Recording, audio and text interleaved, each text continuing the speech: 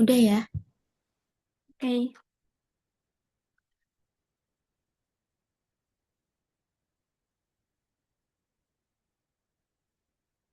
Assalamualaikum warahmatullahi wabarakatuh. Shalom, Om Swastiastu, Namo Buddhaya, Salam Kebajikan, Rahayu, Rahayu, Rahayu. Selamat siang, teman-teman semuanya. Kami dari kelompok 5 akan mempresentasikan terkait dengan analisis putusan nomor 128 garing PDT-BTH garing 2023 garing PNJMR dalam sengketa hak tanggungan. Tapi sebelumnya kami akan memperkenalkan anggota kami terlebih dahulu. Yang pertama itu ada Ngainu Sofa dengan NIM akhir 083. Selanjutnya ada Fatihah Anis Saus Sabra dengan NIM akhir 084. Agnes Angelica dengan NIM akhir 089. Hanim Asfi Muhimma dengan NIM akhir 312. Naira Puspita dengan NIM akhir 316. Gisela Divani Fatika Sari dengan NIM akhir 319, Kiza Naila Humaira dengan NIM akhir 325, Sela Amanatul Fatika dengan NIM akhir 657. Materi yang pertama akan langsung dipaparkan oleh rekan saya.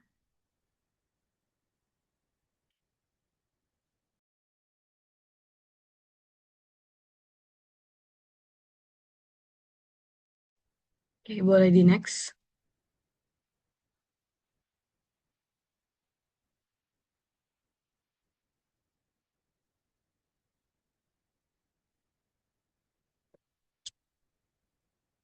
Oke, yang pertama terkait latar belakang. Jadi hak tanggungan merupakan salah satu bentuk jaminan kebendaan yang digunakan dalam praktik perbankan sebagai sarana pelunasan utang debitur. Dengan objeknya itu berupa tanah atau hak atas tanah yang dibebani hak tanggungan oleh kreditur sebagai pemegang jaminannya. Namun dalam praktiknya ini, pelaksanaan eksekusi atas jaminan hak tanggungan terutama terkait keabsahan prosedur eksekusi, penetapan nilai jaminan maupun mekanisme pengalihan agunan. Nah, hal tersebut tercermin dalam putusan Pengadilan Negeri Jember nomor 128 Perdata BTH 2023 garis miring 2003 garis miring Pengadilan Negeri Jember yang memuat sengketa antara debitur dan PT BPR Cindewilis selaku kreditur mengenai pelaksanaan perjanjian kredit yang dijalin hak hak tanggungan atas tanah, eksekusi melalui lelang oleh KPKNL Jember, serta pengalihan agunan kepada pihak ketiga melalui mekanisme agunan yang diambil alih yang keseluruhannya dipersoalkan keabsahannya oleh debitur melalui upaya bantahan di pengadilan. Bisa di next.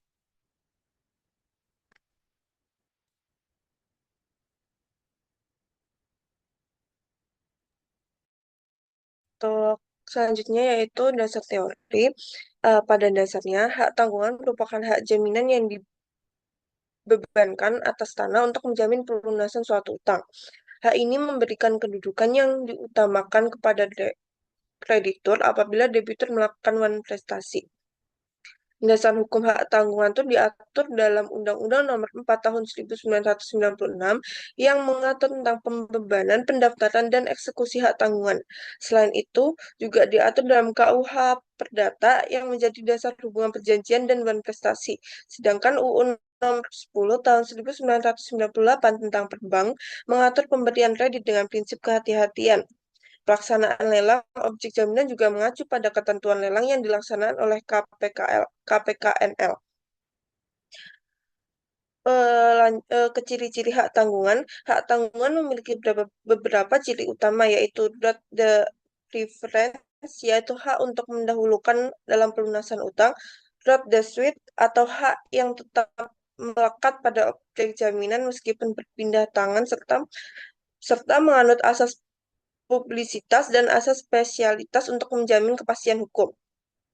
Lalu untuk eksekusi hak tanggungan sendiri, apabila debitur dan prestasi, kreditur berhak melakukan eksekusi terhadap objek hak tanggungan melalui pelelangan umum sesuai dengan prosedur hukum yang berlaku.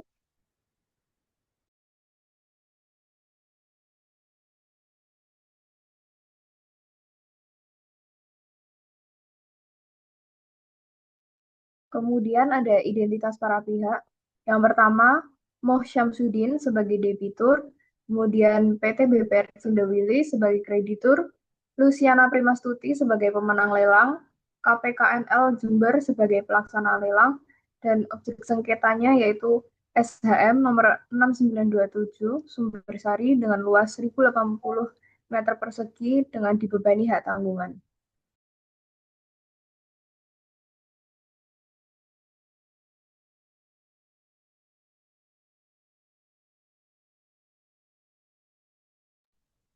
Baik, selanjutnya yaitu kronologi. Yang pertama, debitur memperoleh fasilitas kredit dari PT BPR Cindewilis pada Juni 2006. Muhammad Syamsuddin sebagai pembantah bertindak sebagai debitur dan mengikatkan diri dalam akta perjanjian kredit dengan memakai jaminan dengan PT BPR Cindewilis, yaitu terbantah pertama. Fasilitas yang diberikan berupa fasilitas line kredit yang digunakan sebagai modal kerja proyek konstruksi di Jember. Total kredit awal yang diterima dan digunakan sebesar 1.900.000.000 rupiah. Yang kedua, yaitu tanah dijadikan objek hak tanggungan pada 29 November 2019 sebagai jaminan kredit. Debitur menyerahkan sertifikat hak milik nomor 696.927 Kelurahan Sumbersari atas nama Muhammad Syamsuddin dengan luas 1.080 meter kubik berlokasi di Sumbersari, Jember, Jawa Timur. Tanah tersebut dibebani hak tanggungan peringkat 1, 2, dan 3 sesuai Akta Pembebanan Hak Tanggungan atau APHT nomor 0247/2019 dengan nomor 715/2019 tertanggal 29 November 2019 yang dibuat di hadapan notaris PPAT. Yang ketiga yaitu pandemi COVID-19 yang terjadi sejak 2019 menyebabkan kebijakan lockdown yang sangat mempengaruhi perputaran keuangan dan kinerja proyek konstruksi milik debitur. Pekerjaan proyek selesai namun tidak terbayarkan sehingga perusahaan pembantah kolaps dan mulai mengalami tunggakan angsuran. Dalam kondisi tersebut, PT BPR Cindewilis melakukan plafondering, yaitu penambahan plafon kredit sebanyak 6 kali perubahan perjanjian kredit. Dalam setiap peningkatan jumlah kredit tersebut, pembantah tidak menerima dana tunai karena langsung dipakai untuk menutup tunggakan hutang sebelumnya. Selanjutnya yaitu debitur mengalami kredit macet dan tidak mampu mengangsur pada tahun 2022 hingga 2023.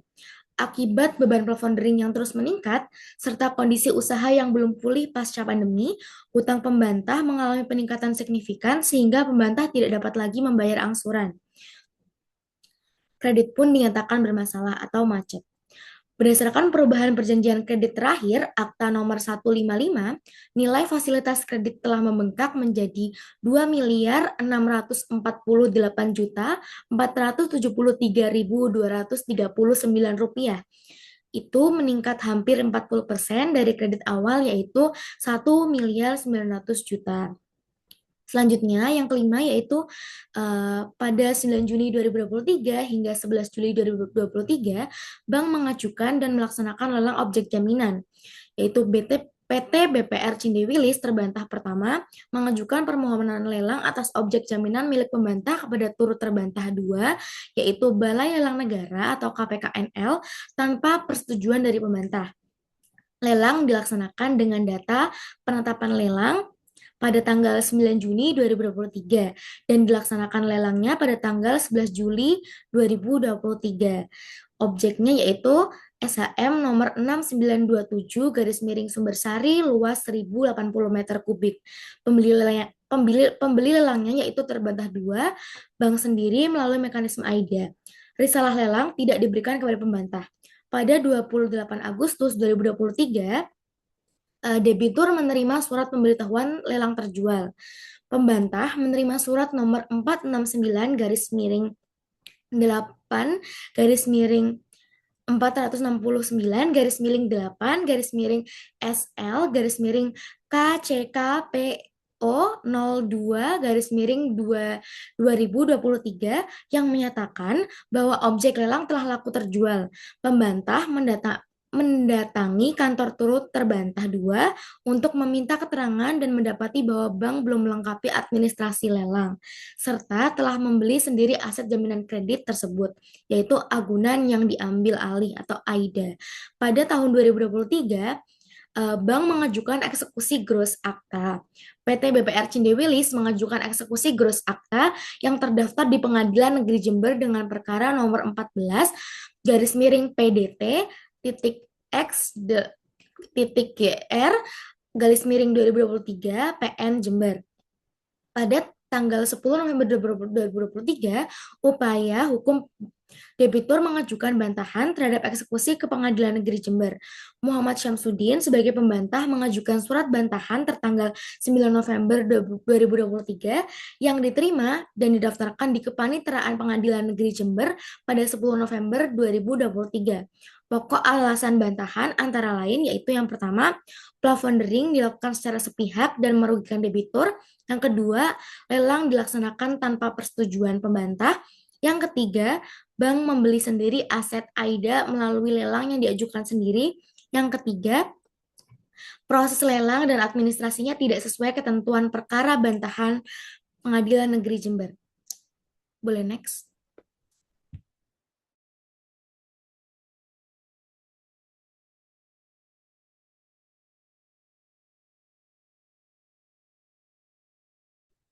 Selanjutnya ada permasalahan hukum. Jadi permasalahan hukum ini terbagi atas 4. Yang pertama ada permasalahan platforming. Yang kedua ada hak tanggungan. Ketiga lelang dan AIADA. Dan terakhir itu ada force major. Yang pertama itu mengenai plafondering. Permasalahan pertama dalam perkara ini itu adalah praktik plafondering yang dilakukan oleh pihak bank. Plafondering merupakan penambahan atau pembaruan plafon kredit. Dalam kasus ini penambahan plafon dilakukan beberapa kali hingga jumlah utang debitur semakin besar. Namun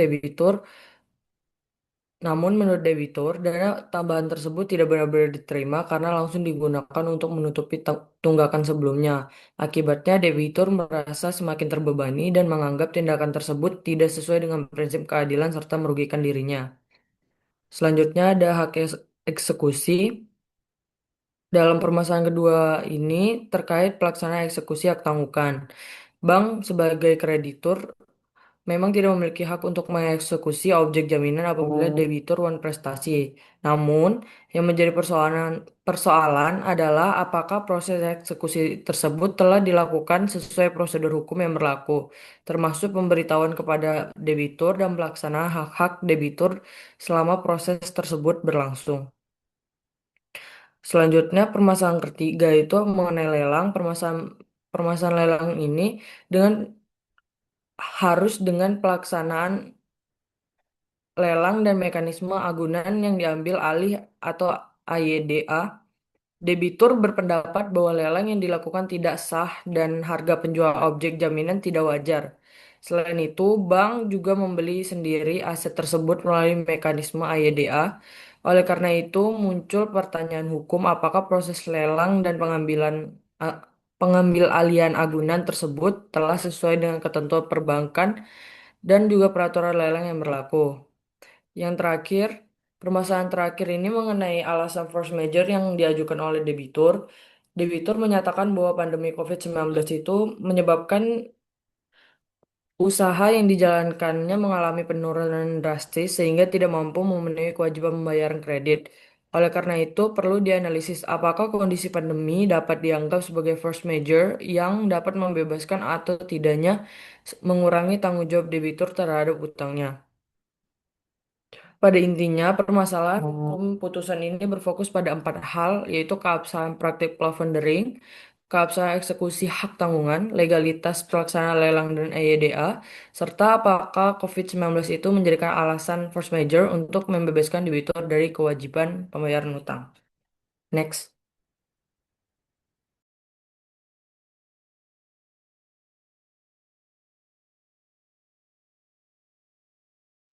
Selanjutnya di slide ini yaitu menjelaskan argumentasi yang diajukan oleh masing-masing pihak dalam sengketa hak tanggungan ini. Pertama, dari pihak pembantah atau debitur berpendapat bahwa ketidakmampuannya dalam memenuhi kewajiban pembayaran kredit disebabkan oleh pandemi COVID-19 yang berdampak langsung terhadap usahanya. Oleh karena itu, debitur menganggap kondisi tersebut sebagai force majeure atau keadaan memaksa yang seharusnya menjadi pertimbangan dalam pelaksanaan kewajiban kredit. Selain itu, debitur juga mempersoalkan praktik plafondering yang dilakukan oleh pihak bank. Menurut debitur, penambahan atau perubahan plafon kredit tersebut tidak menyelesaikan permasalahan utang, melainkan justru menambah beban kewajiban yang harus dibayar sehingga dianggap merugikan dirinya. Selanjutnya, mengenai lelang dan AIDA atau agunan yang diambil alih, debitur berpendapat bahwa proses lelang yang dilakukan terhadap objek hak tanggungan tidak sah atau setidaknya tidak dilakukan secara tepat karena dilaksanakan tanpa memperhatikan kepentingan debitur sebagai pemilik jaminan. Debitur juga menilai bahwa harga yang digunakan dalam lelang berada di bawah harga pasar yang sebenarnya. Akibatnya, nilai ekonomis tanah yang menjadi objek jaminan dianggap tidak tercermin secara wajar dalam proses penjualan tersebut. Di sisi lain, pihak terbantah atau kreditur, yaitu PT BPR Cindewilis, menyampaikan bahwa debitur telah melakukan prestasi, yaitu tidak memenuhi kewajiban pembayaran sebagaimana yang telah diperjanjikan dalam perjanjian kredit. Bank juga menegaskan bahwa seluruh perjanjian kredit beserta perubahan-perubahannya dibuat secara sah berdasarkan kesepakatan para pihak. Oleh karena itu, segala hak dan kewajiban yang timbul dari perjanjian tersebut tetap mengikat secara hukum. Selanjutnya, karena debitur dinilai telah prestasi, Bank berpendapat bahwa mereka berhak melakukan eksekusi hak tanggungan melalui mekanisme lelang sesuai dengan ketentuan dalam Undang-Undang Hak Tanggungan. Dengan demikian, tindakan eksekusi yang dilakukan dianggap sebagai pelaksanaan hak kreditur untuk memperoleh pelunasan piutangnya. Jadi, inti sengketa dalam perkara ini terletak pada perbedaan pandangan antara debitur yang menganggap eksekusi dan lelang tidak sah, serta dipengaruhi kondisi pandemi, dengan kreditur yang menilai bahwa debitur telah prestasi sehingga eksekusi hak tanggungan dapat dilakukan sesuai prosedur hukum yang berlaku. Next.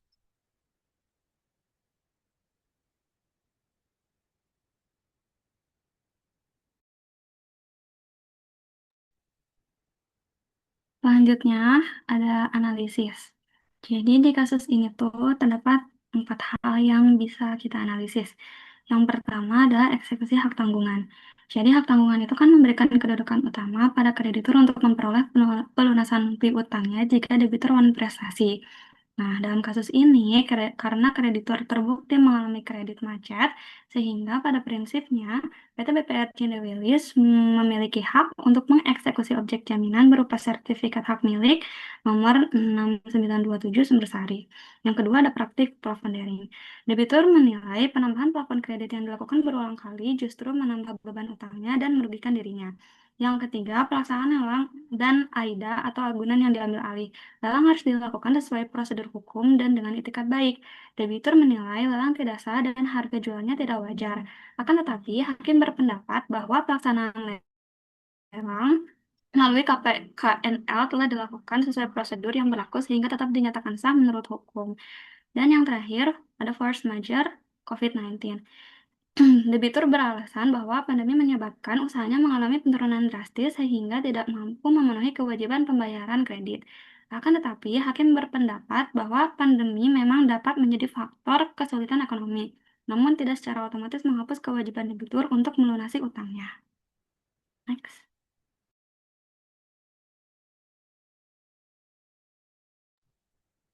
Selanjutnya yaitu pertimbangan hakim dan amar putusan. Dalam hal ini, hakim menilai bahwa perjanjian kredit beserta hak tanggungan yang dibuat oleh para pihak telah memenuhi syarat dan sah menurut hukum. Hakim juga menyatakan bahwa debitur terbukti melakukan prestasi karena tidak melaksanakan kewajiban pembayaran sebagaimana yang telah dijanjikan.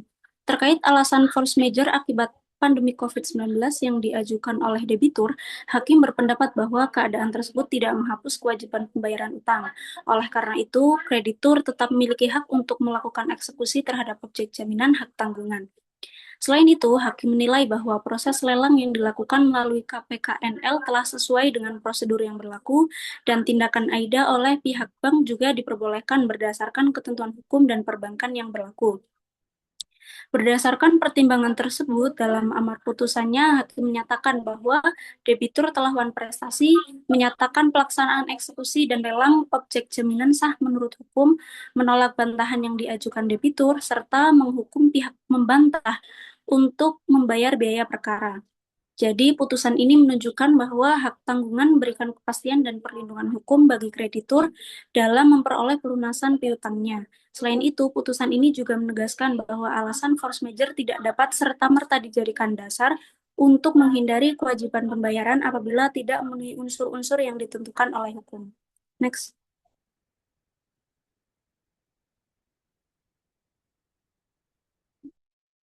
Kemudian, kesimpulan dari perkara ini, berdasarkan putusan nomor 128 garis miring Perdata Bantahan garis miring 2023 garis miring Pengadilan Negeri Jember, sengketa terjadi karena debitur mengalami kredit macet akibat penurunan usaha pada masa pandemi COVID-19, sehingga bank melakukan eksekusi hak tanggungan melalui lelang dan mekanisme AIDA atas objek jaminan berupa SHM nomor 6927 Sumbersari.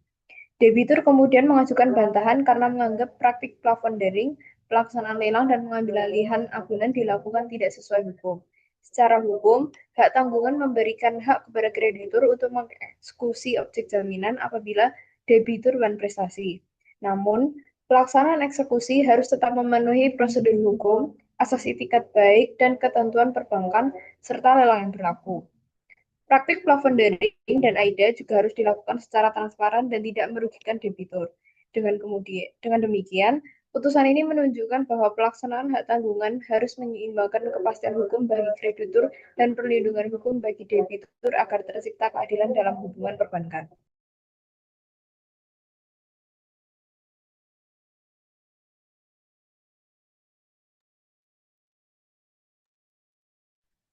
Oke, sekian presentasi dari kelompok kami. Terima kasih atas perhatiannya. Wassalamualaikum warahmatullahi wabarakatuh.